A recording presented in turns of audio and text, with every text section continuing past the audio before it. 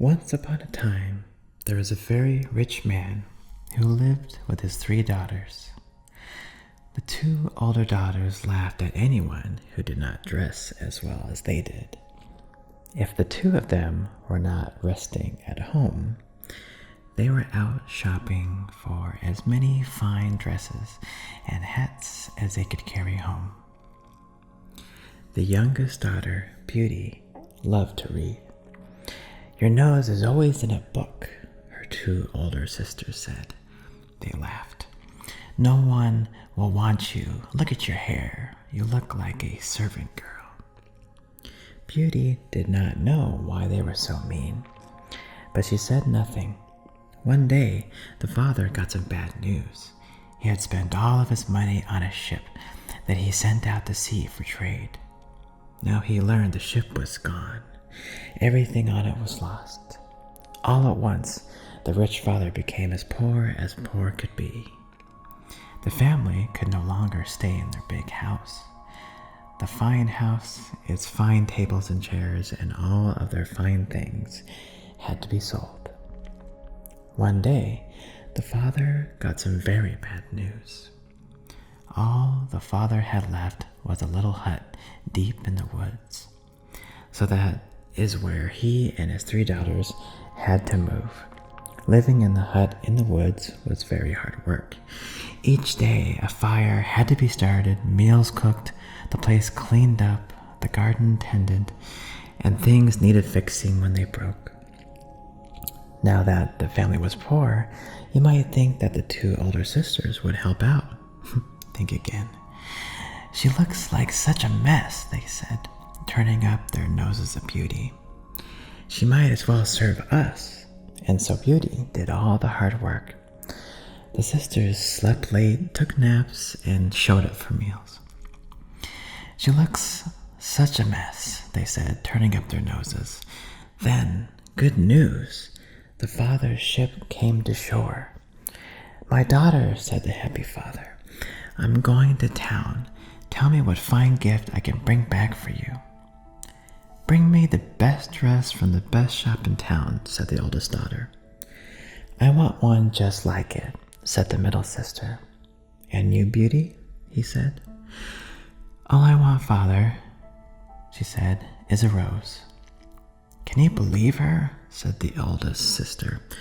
"What a fool," said the middle sister, and they both laughed. "Girls," said the father, "if that is what Beauty wants, that is what I will bring for her." "All I want, father," said she, "is a rose." The father was on his way home when he thought, "Oh my, I forgot all about the rose for Beauty." All at once the sky turned black. "Dear me, the storm is coming."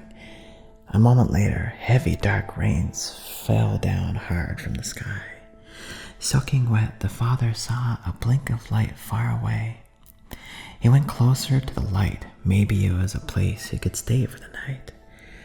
Then he got up close and saw it was a large palace with candles in all of its windows. Very odd, but the front door was open. So the father stepped inside. "Hello?" he said. No answer. There before him was a great feast on a long table. "Hello?" he said again. Still no answer. He dared not touch any food on the table. The father sat down in front of the fire to warm himself. He waited, but no one came. "I suppose it would be all right if I stayed the night," said the father. "And maybe just one bite." He took a quick bite from the feast. Then he found a bedroom and fell fast asleep. The next morning, the table was laid again, but this time with breakfast. Again, most odd. No one was there. "I suppose I should leave now," said the father. On the way out, he passed a rose garden. I was to bring Beauty a rose. He remembered. "I will just take one." And he picked a rose for Beauty. Just then, a loud stomp came up from behind. Roared a voice, "You took my rose." The father spun around. There before him was an awful, huge monster. I am sorry," he said. "I didn't know." "How could you not know?" roared the beast. "You will pay for this. You will die." The father fell on his knees. "Please," he begged, "do not kill me. I only picked the rose for one of my daughters." "You have daughters?" said the beast. "Well, if one of them comes stay here in your place, I will let you go free. She must stay here forever. In 3 months, if none of them will come in your place, you must return yourself and take your punishment." When the father got home, Beauty could tell something was wrong. "What is it, father?" she said. "Oh, nothing," he said. But she knew that that was not true. At last the father told the girls what the beast had said. "This all happened because I asked you to bring home a rose for me," said Beauty. "I will go there in your place, or else you will die there." "No, I cannot allow that," said the father. "I am old. I do not have much more time to live. You are young. You must not do this for me." But Beauty would not change her mind, and so 2 days later the father took Beauty to the castle where the beast lived. "I will go there in your place, or else you would die there." "This is your daughter?" said the beast, looking at Beauty. "Yes, I am," she said. "I will stay here for my father, and that means he is free to go." "That is what you said." "Yes," said the beast. At the beast's palace, the days were long. There was no one for Beauty to talk to, and no books to read. Every night at 9, the beast would come for dinner. She would say nothing. After all, it is not easy to be a prisoner, even if you are at a palace. The beast would only grunt. Then, one time at dinner, the beast made a little joke, and she smiled. Another time, he said something clever, and she looked him in the eye. After that, he would ask her about her day, and she would tell him. One day, Beauty came to a part of the palace she had not seen before. Over a door was a sign, "Beauty's Room." The door was open. Inside the room were shelves of books from the floor to the ceiling. There was a piano and a cabinet of fine dresses just her size. Now there was much talk about at dinner. The beast was glad that Beauty found the room and liked her surprise.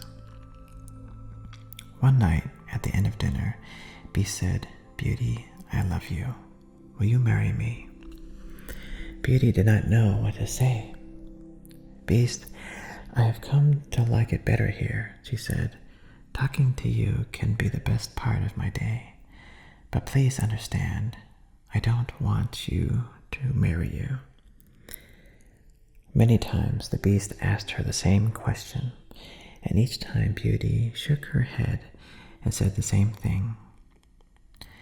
One night the beast said, "Beauty, if you will not marry me, what can I do to make you happy?"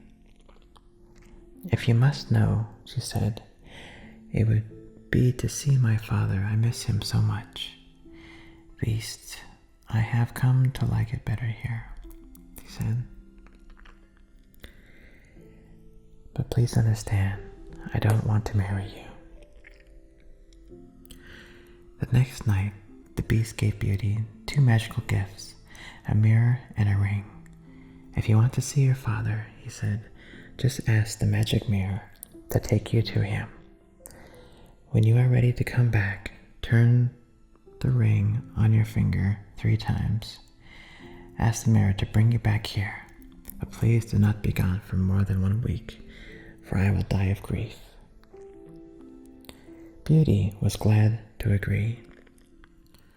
When she got back to her room, she looked in the magic mirror. She asked the mirror to take her to him. And there he was in bed right before her. Yet he looked so sick it was as if he may die. But do not be gone for more than a week, or I will die of grief. Such joy her father felt when he looked up and saw Beauty, for much of what made him sick was knowing that Beauty was stuck in the palace, all because of him. Beauty stayed by her father's bed for many hours. She told him that things were not quite so bad at the Beast's palace. She had all the books she could ever want to read. She had music to play and many fine dresses to wear. The Beast is really not so bad, she said. When you get to know him, he can be good to talk to. Beauty looked around. Where are my sisters? Married, said her father. Did they marry good men? She said. They had money, said the father. But I do not know if your sisters are happy. For the eldest sister had married a handsome man who thought of no one but himself. And the middle sister had married a man who was very clever, but he used his sharp wit to hurt everyone around him. When the sisters came to the house and saw Beauty dressed so well and talking about how kind and good the Beast was to her, they burned with anger. Beauty told them she must stay no more than 1 week. And the two sisters came up with a plan. The sisters pitied Beauty and said such nice things to her that they have never said before. Then she told them she must go soon. They cried. They said she must not leave. There was still so much left they wanted to do with her. And what did it matter anyway? Just a few more days. So Beauty stayed. One night she had a dream about the Beast. In her dream, the Beast lay sick and dying. When Beauty woke up, she asked the magic mirror to show her the Beast, and there he was in the mirror, lying in the rose garden, looking so sick he would die. At once, she turned the magic ring 3 times. Take me back to the Beast, she said. In a moment, she was sitting next to the poor, sick Beast, who could only gasp for air. In her dream, the Beast lay sick and dying. You came back, said the Beast in a thick voice. I am sorry that I am late, said Beauty. I could not bear it that you may not come back to me, and now I fear it is too late. His eyes closed. No, cried Beauty, do not leave me. Just then, she knew in her heart that was true. I love you, she cried out. Please come back. Come back and I will be your wife. I will. Tears rolled down her cheeks. Just then the Beast opened his eyes. Beauty, he said, you did it. In a flash, the Beast was changed into a handsome prince. Beauty did not know what to think. Ah, Beauty, he said, and the Beast told her his story. Years ago, when he was a prince, an evil fairy had put a spell on him. He must stay a beast forever until a maiden grew to love him when he was still looked like a beast. Now she had been the one to break the spell. And so Beauty and her prince, formerly the Beast, were married, and they lived happily ever after.